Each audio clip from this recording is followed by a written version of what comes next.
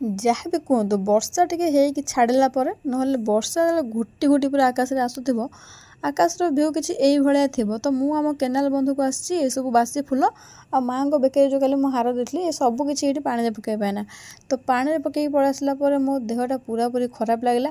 ତ ମୁଁ ସେଥିପାଇଁ କିଛି ସମୟ ଶୋଇ ପଡ଼ିଥିଲି। ଶୋଇକି ଉଠିଲା ପରେ ଦେଖୁଛି ବୋଉ ଆମର ଏପଟେ ରୋଷେଇବାସ ସବୁ କିଛି ଷ୍ଟାର୍ଟ କରିସାରିଲେଣି ଆଉ ଅଲରେଡ଼ି ସରିବା ଉପରେ।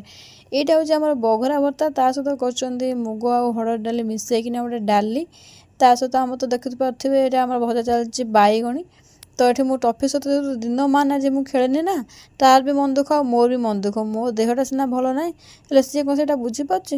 ସେ କହୁଛି ବଲ୍ ଆଣେ ଆଉ ଖେଳିବା। ତା ସହିତ ଟିକେ ଖେଳିଦେଲା ପରେ ମୋ ମନଟା ଟିକେ ଆଜ୍ଞା ଭଲ ଲାଗିଥିଲା। ଯାହା ବି କୁହନ୍ତୁ, ଜୀବଜନ୍ତୁ ଯଦି ଘରେ ରଖିଥିବେ ନା ମନଟା ଅଟୋମେଟିକ୍ ଖୁସି ରହିବ। ବୋଉ ମୋତେ କହିଲେ ଫ୍ରିଜ୍ ଖୋଲିକି ଗୋଟେ କଦଳୀ ଆଣେ, ଏଇଟା କଦଳୀ ଭଜା ହେବ। ଭଜା କଦଳୀକି ଦେଖିଲା ବେଳକୁ ସିଏ ପାଚିଗଲାଣି, ପୁରା ଖାଇବା ଅବସ୍ଥାକୁ ପଳେଇଗଲାଣି। ତା ରଙ୍ଗ ଯେମିତି ହଳଦିଆ, ଭିତରଟା ସେମିତି ପାଚିକି ପୁରା ମିଠା ଲାଗୁଥିଲା।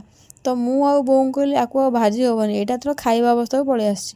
ତ ପ୍ରଥମେ ମୁଁ ତା ଦେହରୁ ଗୋଟେ ଛଡ଼େଇକିନା ଦେଖିଲି ଯେ କଦଳୀର ପୋଜିସନ୍ଟା କେମିତି ଭାବରେ ଅଛି। କିନ୍ତୁ କଦଳୀଟା ସେତେବେଳକୁ ପାଚି ଯାଇଥିଲା, ଆଉ ସେଇଟା ଧରି ବି ହେଉନଥିଲା। ତ ମୁଁ ତାକୁ ଖାଇଦେଲି। ଆଉ ଖାଇଲା ପରେ ବୋଉ ମୋତେ ପଚାରୁଛନ୍ତି କେମିତି ଲାଗୁଛି। ଏକରେ ମୋତେ କଦଳୀ ଖାଇବା ପାଇଁ ଭଲ ଲାଗେନା, ଯେହେତୁ ଗଛ ପାଚିଲା ନା, ଟିକେ ଭଲ ଲାଗିଲା ଖାଇବା ପାଇଁ ନା। ତ ଖାଇସାରିଲା ପରେ ଆମର ଏପଟେ ସନ୍ଧ୍ୟା ହେଇଯାଇଥିଲା।